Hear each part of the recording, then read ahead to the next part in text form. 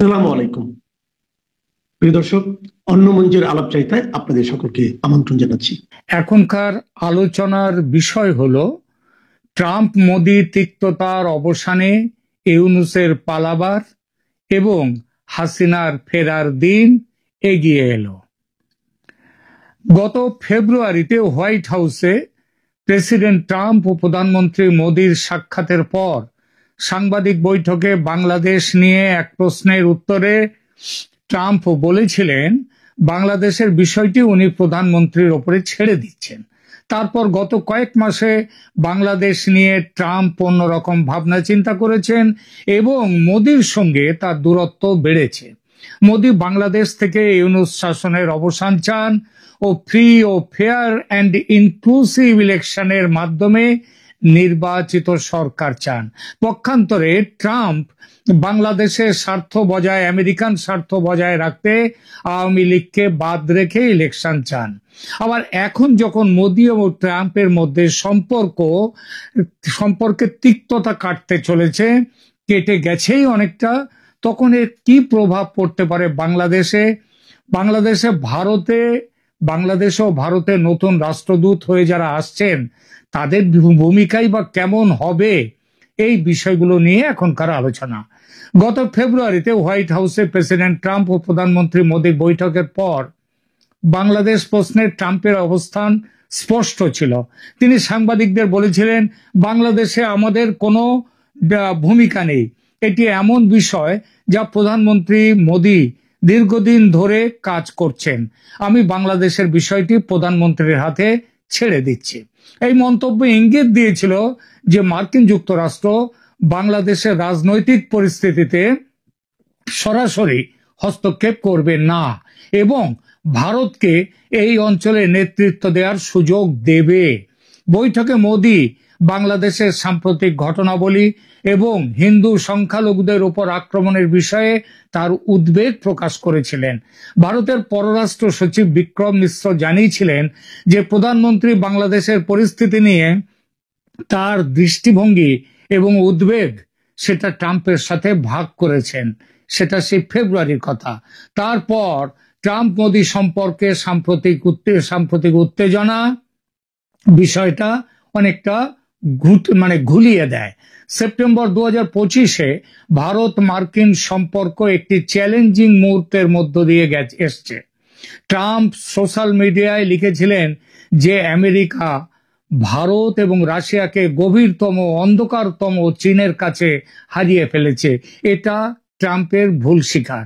পরবর্তীতে তিনি তার সুর আরো ভারতের সাথে তার একাত্মতা জানাবার জন্য আরো স্পষ্ট করে বলেছেন, ভারত এবং মার্কিন যুক্তরাষ্ট্রের মধ্যে একটা খুব বিশেষ সম্পর্ক রয়েছে, সুতরাং চিন্তার কিছু নেই, আমাদের মাঝে মাঝে এমন মুহূর্ত থাকে।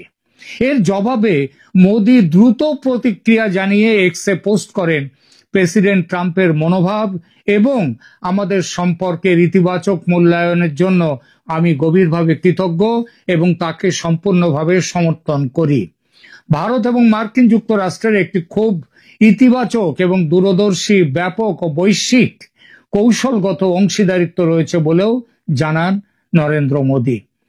বাংলাদেশ পরিস্থিতিতে মোদি এবং ট্রাম্পের দৃষ্টিভঙ্গি কিছুটা ভিন্ন, সেটা সম্প্রতি দেখা গেছে। ভারতে স্পষ্টভাবে বলেছে যে ইউনূস সরকারের সাথে কোনো গুরুত্বপূর্ণ সংলাপ তখনই হবে যখন বাংলাদেশে একটি গণতান্ত্রিকভাবে নির্বাচিত সরকার প্রতিষ্ঠিত হবে। এপ্রিল 2025-এ মোদি ইউনূসের প্রথম বৈঠকে মোদি ইউনূসকে স্পষ্ট করে বলেছিলেন, এমন কথা বলবেন না যা দ্বিপক্ষীয় সম্পর্ক নষ্ট করে। ট্রাম্পের দিক থেকে ইউনূস সরকারের প্রতি মনোভাব কখনোই আদৌ পজিটিভ কিন্তু ছিল না। তার নির্বাচনী প্রচারে বিভিন্ন সময়ের ভাষণে ইউনূস সরকারকে ট্রাম্প সমালোচনা করেছেন। এমনকি বাংলাদেশে অরাজকতা, সংখ্যালঘুদের ওপর অত্যাচার, তারপর ওই যে সমস্ত ধর্মীয় জঙ্গিরা তাদের যে ব্যাপার, এইগুলো তাদের বাড়বাড়ন্ত, এসবগুলো নিয়ে তিনি কথা বলেছেন। তিনি একথাও বলেছেন যে তিনি ক্ষমতায় থাকলে এমনটি হতো না। এসবের ফলে আওয়ামী লীগ নেতারা ট্রাম্প প্রশাসনের কাছ থেকে আশাবাদী ছিল। তারা বিশ্বাস করেছিল যে ট্রাম্পের জয় তাদের ক্ষমতায় ফেরার পথ সুগম করবে। ট্রাম্পের বিজয়ের পর আওয়ামী লীগ থেকে একটি অভিনন্দন বার্তা পাঠান শেখ হাসিনা এবং তার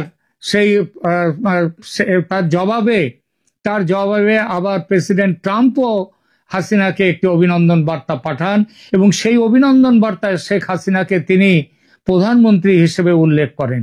পরে দেখা যায় ট্রাম্প আমেরিকার পুরনো লাইন অনুসরণ করছে।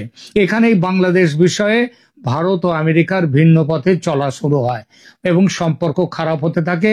আর বাণিজ্য শুল্ক নিয়ে দুদেশের সম্পর্ক চরম তিক্ততায় পর্যবসিত হয়।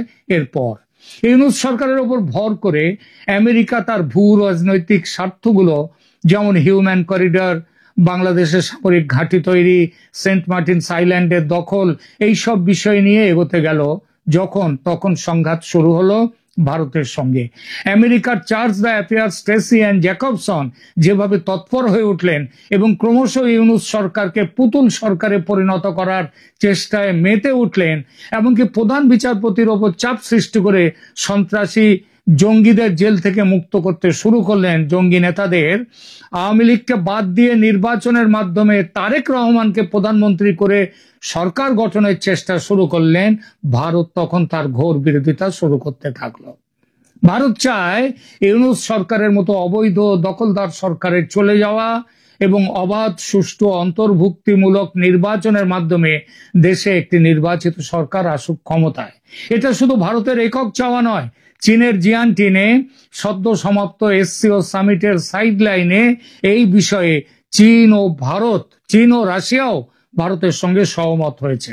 আর এর ফলস্বরূপ ভারত ইতিমধ্যে চাপ দেওয়া শুরু করেছে যাতে ইউনূসের পরিবর্তে নির্বাচন পরিচালনার জন্য একটি কেয়ারটেকার সরকার গঠন হয় বাংলাদেশে এবং আওয়ামী লীগের নির্বাচনে অংশগ্রহণের পথে যে আইনি বাধা তৈরি করা হয়েছে সেই আইনি বাধা যাতে দূর হয়। এই উদ্দেশ্যে জেনারেল ওয়াকারুজ্জামান ইতিমধ্যে প্রধান বিচারপতি, প্রধান উপদেষ্টা ও রাষ্ট্রপতির সঙ্গে বৈঠকও করেছেন। এটা আপনারা জানেন। এটা মনে করার যথেষ্ট কারণ আছে যে সেনাপ্রধানের এসব করার পেছনে ভারতের চাপ আছে। এই পরিস্থিতিতে ট্রাম্প এবং মোদির মধ্যে তিক্ততার অবসান বাংলাদেশ বিষয়টিতে নতুন সম্ভাবনার জন্ম দিয়েছে। সম্ভাবনা মানে নতুন কিছু প্রশ্ন, যে এই প্রশ্নের মধ্যে ট্রাম্প দেখা যাচ্ছে নতুন রাষ্ট্রদূতদের ভূমিকা, সেগুলো একটা বড় জিনিস হবে। ট্রাম্প সেপ্টেম্বর 2025-এ ব্রেন্ট ক্রিস্টেনসেনকে বাংলাদেশে নতুন মার্কিন রাষ্ট্রদূত হিসেবে মনোনীত করেছেন। ক্রিস্টেনসেন একজন অভিজ্ঞ কূটনীতিক এবং 2019 থেকে 2021 এই 3 বছর তিনি ছিলেন ঢাকায় মার্কিন দূতাবাসে রাজনৈতিক ও অর্থনৈতিক বিষয়ের কাউন্সিলর হিসেবে কাজ করেছেন। এর আগে পিটার হাসের মেয়াদ 2024 সালের এপ্রিলে শেষ হওয়ার পর থেকে এই পদটি শূন্য ছিল। একই সঙ্গে ট্রাম্প সের্গিও গোর তাকে ভারতে নতুন মার্কিন রাষ্ট্রদূত হিসেবে মনোনীত করেছেন। 38 বছর বয়সী গোর হোয়াইট হাউস প্রেসিডেন্সিয়াল পার্সোনেল অফিসের পরিচালক এবং ট্রাম্পের একজন ঘনিষ্ঠ সহযোগী।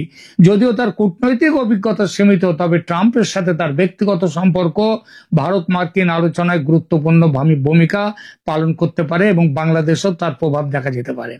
ইতিমধ্যে বাংলাদেশের নতুন হাই কমিশনার এসেছেন ভারতে। বাংলাদেশে 2024 সালের অক্টোবরে ভারতের হাই কমিশনার মুস্তাফিজুর রহমান সমেত 5 জন রাষ্ট্রদূতকে বাংলাদেশ প্রত্যাহার করে। 2025 সালের মে মাসে রিয়াজ হামিদুল্লাহকে ভারতে নতুন হাই কমিশনার হিসেবে নিয়োগ দেওয়া হয়। হামিদুল্লাহ 1995 ব্যাচের বাংলাদেশ পররাষ্ট্র সেবার একজন কর্মকর্তা এবং আলিগড় মুসলিম বিশ্ববিদ্যালয় ও ঢাকা বিশ্ববিদ্যালয়ের প্রাক্তন ছাত্র তিনি। বাংলাদেশের এর কি সম্ভাব্য প্রভাব পড়তে পারে এই রাষ্ট্রদূত নিয়োগের? নতুন কূটনৈতিক নিয়োগ এবং ট্রাম্প মোদি সম্পর্কের উন্নতি বাংলাদেশের জন্য কয়েকটি গুরুত্বপূর্ণ প্রভাব রাখতে পারে। ট্রাম্পের বাংলাদেশ প্রশ্ন মোদির হাতে ছেড়ে দেয়া এবং উভয় নেতার মধ্যে উন্নত সম্পর্ক ইউনূস সরকারের জন্য চ্যালেঞ্জ তৈরি করবেই। ভারত এবং মার্কিন যুক্তরাষ্ট্রের সমন্বিত চাপ বাংলাদেশে দ্রুত নির্বাচন আয়োজনের দিকে নিয়ে যেতে পারে বাংলাদেশকে। এর মধ্যে আওয়ামী লীগের প্রত্যাবর্তন সম্ভাবনা এবং নিষেধাজ্ঞা মুক্ত নির্বাচনে তাদের অংশগ্রহণের সম্ভাবনাও কিন্তু উজ্জ্বলতর হলো বলে ধরে নেওয়া যায়। কারণ বাংলাদেশের ব্যাপারে ভারত এবার অনেকটা ফ্রি হ্যান্ড পাবে।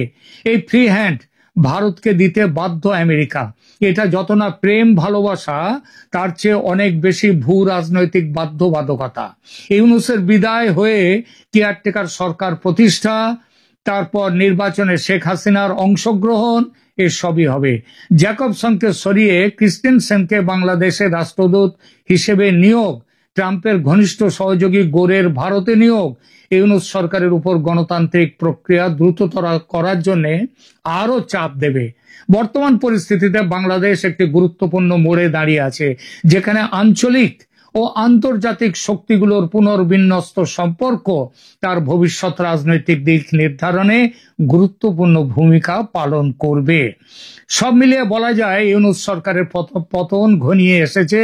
যা খবর, ইউনূস মিয়া দেশ ছাড়ার সুযোগ পাচ্ছেন আমেরিকার সৌজন্যে, এবং ভারতের সাথে হয়তো এই ব্যাপারে আমেরিকা কথা বলে তার সেফ এক্সিট প্যাসেজ সেটা দেবে।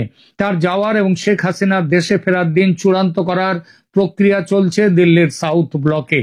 তবে ইউনূস পালাবার সুযোগ পেলেও তার উপদেষ্টারা সে সুযোগ পাবেন না বলে খবর।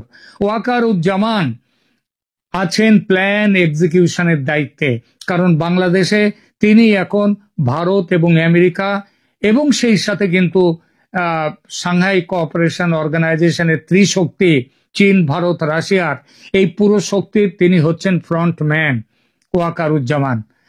দর্শক, সাজ্জাদ কাদিরের প্রতি নিন শুভেচ্ছা নিন।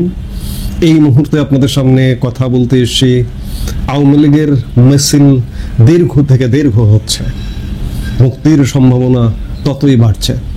এই প্রসঙ্গটা নিয়ে আপনাদের সামনে কথা বলবো। সত্যিকার অর্থে এই মুহূর্তে বাংলাদেশ অবরুদ্ধ বাংলাদেশ, অনিয়মের বাংলাদেশ, স্বেচ্ছাচারের বাংলাদেশ, আরো কত কি বলবো। দেশ এক প্রকার অচল অবস্থার মধ্যে আছে, গত এক বছর ধরেই আছে।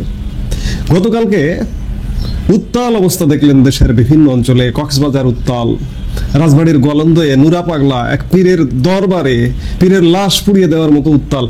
রাজধানী ঢাকায় জাতীয় পার্টির অফিসে আগুন দেওয়ার মতো উত্তাল। কোনো জায়গায় কোনো কন্ট্রোল নেই, নিয়ন্ত্রণ নেই। সরকার শুধুমাত্র একটা বিবৃতি দিয়ে ক্ষান্ত হয়, কোনো ব্যবস্থা নেবার কোনো কিছু নেই। সরকার দেশ চালাচ্ছে, সরকার বলে একটা কিছু বলছে তারা, সরকার বলতে আমরা কিছু দেখি না যদিও বা, কিন্তু তারা শুধুমাত্র বিবৃতির মধ্যে সীমাবদ্ধ, ব্যবস্থার মধ্যে তারা নেই। দেশ অচল হবে, দেশে অস্থিতিশীলতা বাড়বে, এই যেন সরকারের কোনো মাথা ব্যথা নেই। মানে দেশ একটা ব্যর্থ, এ ব্যাপারে কোনো সন্দেহ নেই। অন্যদিকে ইতিবাচক দিক হচ্ছে আওয়ামী লীগের মিছিল দীর্ঘ থেকে দীর্ঘ হচ্ছে। দিনকে দিন আওয়ামী লীগের মিছিলে বাংলাদেশের মানুষের সংখ্যা দিনকে দিন বাড়ছে, এটি নিঃসন্দেহে ইতিবাচক। আজকে অবরুদ্ধ বাংলাদেশ, এই অবরুদ্ধ বাংলাদেশে সুশীল সমাজ বলেন, মানবাধিকার কর্মী বলেন, শিক্ষিত সমাজ বলেন, কেউ কথা বলে না। এ যেন কারো দায় নেই, এ যেন আওয়ামী লীগের দায়। আওয়ামী লীগের একার দায় এই বাংলাদেশকে উদ্ধার করতে হবে আওয়ামী লীগের।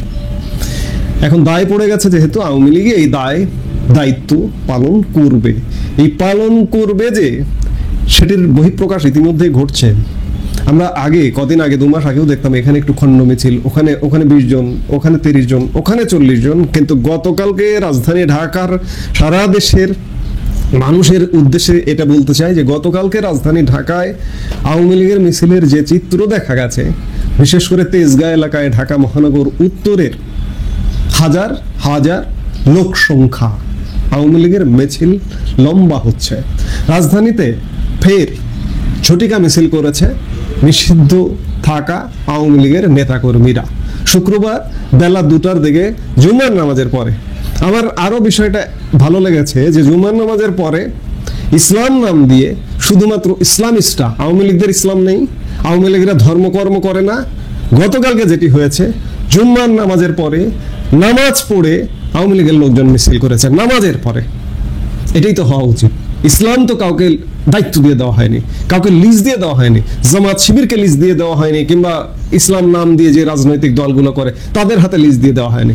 কালকে এই জিনিসটা খুব ইতিবাচক দেখাচ্ছি যে নামাজের পরে আওয়ামী লীগের লোকজন মিছিল করেছে। কালকে শুক্রবার বেলা 2টার দিকে তেজগাঁওয়ের নাবিস্কো এলাকায় মিছিল করেন ঢাকা মহানগর উত্তর আওয়ামী লীগের নেতা কর্মীরা। নেতাকর্মী নাবিস্কো থেকে মিছিল করে তিব্বত এলাকার দিকে চলে যায়। বিক্ষোভ মিছিলে শেখ হাসিনা শেখ হাসিনা শেখ হাসিনা আসবে, বাংলাদেশ হাসবে, জয় বাংলা, জয় বঙ্গবন্ধু, হটাও ইউনূস, বাঁচাও দেশ, এসব স্লোগান দিচ্ছিল বিক্ষোভকারীরা। আওয়ামী লীগের মিছিল নিয়ে যে প্রত্যক্ষদর্শীদের বরাত দিয়ে সংবাদ মাধ্যম বলছে যে দুপুর 2টার দিকে হঠাৎ দেখে হাজার হাজার লোকজন বিভিন্ন স্লোগান দিয়ে তিব্বতের দিকে আসছে। একজন প্রত্যক্ষদর্শী কথা বলেছেন যে তিব্বতের দিকে আসছে হাজার হাজার লোকজনের মিছিল। এক প্রত্যক্ষদর্শীর বরাতে এটি জানা যাচ্ছে যে এত লোক দেখে আমরা প্রথমে মনে করেছিলাম বিএনপি বা অন্য কোনো রাজনৈতিক দলের মিছিল, ভাবতেও পারিনি আওয়ামী লীগের মিছিল। প্রচুর লোক ছিল মিছিলে। অর্থাৎ এটি স্পষ্ট যে আওয়ামী লীগের মিছিল আগে যেখানে 10 জন 20 জন 30 জন দেখা যেত, গতকালকের মিছিলে কয়েক হাজার দেখা গেছে। অর্থাৎ মানুষ ভয়কে জয় করে বেরিয়ে আসছে। কারণটা হচ্ছে মানুষের দেয়ালে পিঠ থেকে গেছে, আর নয় ভয়। এভাবেই ভয়কে জয় করবে আওয়ামী লীগ। আওয়ামী লীগেরই জয় করতে হবে, নইলে এ দেশ কোন দিকে যাচ্ছে। আওয়ামী লীগের বহু সমালোচনা আছে, আমরা বহু সমালোচনা করি, কিন্তু আলটিমেটলি এই দেশকে বাঁচাতে হবে আওয়ামী লীগেরই, এবং আওয়ামী লীগ বাঁচাবে, জয় করবে। আমরা অতীতেও দেখাচ্ছি। আমার এই মুহূর্তে মনে পড়ে যাচ্ছে 2005-6 সালের দিকে বিএনপি জামাতের ষড়যন্ত্রমূলক তত্ত্বাবধায়ক সরকার, তারা যেভাবে তাদের মতো করে একটা নির্বাচন সাজানো গোছানো, তাদের পক্ষের একটা নির্বাচন করে আবারও ক্ষমতার মসনদে ষড়যন্ত্রমূলকভাবে বলবার যে চেষ্টা করেছিল, সেই চেষ্টাটা কিন্তু লগি বৈঠা, আওয়ামী লীগের লগি বৈঠা আন্দোলন ভেস্তে দিয়েছে। আওয়ামী লীগ কিন্তু তখন একাই ছিল, মূলত আওয়ামী লীগই সেই সময় কিন্তু গুরুত্বপূর্ণ ভূমিকা পালন করেছিল। অন্যদিকে বিএনপি জামাত এরা এক ছিল, এদেরকে জয় করে আওয়ামী লীগ কিন্তু বিএনপি জামাতের সেই ষড়যন্ত্রটা ভেস্তে দিয়েছিল। পরবর্তীতে একটি 1-11 সরকার গঠিত হয়েছিল এবং 1-11 সরকারের অধীনেই একটি নির্বাচন হয়ে আওয়ামী লীগ বিপুল ভোটে বিজয়ী হয়ে ক্ষমতায় এসেছিল। 2008 সালে নির্বাচন হয়ে 2009 সালে জানুয়ারি মাসের শুরুতে একটি সরকার গঠন করেছিল এবং সেই সরকারটি বাংলাদেশকে 15.5 বছর শাসন করেছে। শাসন করে অসংখ্য উন্নয়ন, বাংলাদেশের মানুষের জীবনমানের উন্নয়ন করে দিয়েছে। আজকেও বাংলাদেশ ঠিক সেই রকম একটা পরিস্থিতির মুখোমুখি। আবারও পরিস্থিতি এদিকে যাচ্ছে যে আওয়ামী লীগ হয়তো একটা লগি বৈঠা মতো আন্দোলনই করবে, আন্দোলনেই নামবে, এবং এই ব্যাপারে সরকারও যথেষ্ট সচেতন। পুলিশ বাহিনীকে রেড অ্যালার্ট জারি করতে বলা হয়েছে এবং সরকার সবসময়, এই সময়ের যে সরকারটি আছে সবসময় আতঙ্কে থাকে। আতঙ্কে থাকবার যথেষ্ট কারণ আছে। সরকারের সহযোগী রাজনৈতিক দলগুলো বিএনপি থেকে শুরু করে বিএনপি, জামাত, এনসিপি, অন্যান্য দল, তারা সহযোগী, তারাও আতঙ্কিত, তারাও ভীত। আবারও কি 2006 সালের একটা লগি বৈঠকে ধেয়ে আসছে কিনা? এটা আসবে এবং এই যে বর্তমান অচল অবস্থা চলছে, আমি আবারও বলি, নানান কথায় পেঁচিয়ে ঘুরিয়ে যেটি বলি যে ইউনূস ইলেকশন করতে পারবে না। একটা 1-11 সরকার, 1-11 টাইপ তত্ত্বাবধায়ক সরকারও, সংবিধানের তত্ত্বাবধায়ক সরকার ব্যবস্থাও এখানে হবে কিনা, কারণ 2006-7 সালেও হয়নি, নষ্ট করা হয়েছে, হতে দেওয়া হয়নি। বিএনপি জামাত নষ্ট করেছিল সেই তত্ত্বাবধায়ক সরকারটি।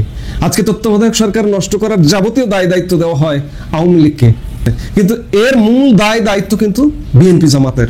তারাই তত্ত্বাবধায়ক সরকারকে কলঙ্কিত করেছিল। সেই কলঙ্ক আজও বাংলাদেশ বয়ে বেড়াচ্ছে। এজন্যই বলছি যে বাংলাদেশে আদৌ সংবিধানের তত্ত্বাবধায়ক সরকার ব্যবস্থা হবে কিনা সব পক্ষের মেনে, সে ব্যাপারে যথেষ্ট সন্দেহ আছে আজকেও 2006-7 সালের মতো। কাজেই বাংলাদেশে আবারও একটি 1-11 ধেয়ে আসছে। আওয়ামী লীগের মিছিল দীর্ঘ থেকে দীর্ঘতর হচ্ছে, মুক্তি তত সন্নিকটে আসছে, এই ব্যাপারে কোনো সন্দেহ নেই, একদম স্পষ্ট দেখা যাচ্ছে। তবে আমি গতকালকের ভিডিওতেও বলেছি যে কালকেই ইউনূস চলে যাবে আর পরশু শেখ হাসিনা ক্ষমতার মসনদে চলে আসবে, এটি যারা ভাবেন, এটি ভাববেন না দয়া করে। এতে করে অলস হয়ে যাবে। ভাবাতে হবে যে সামনে বেশ খানিকটা কাঠখড় পোড়াতে হবে, বেশ খানিকটা পরিস্থিতি ঘোলাতে হবে, তারপরই বাংলাদেশে একটা পরিবেশ, একটা পরিবর্তন সুনিশ্চিত হবে। এই মুহূর্তে পর্যন্ত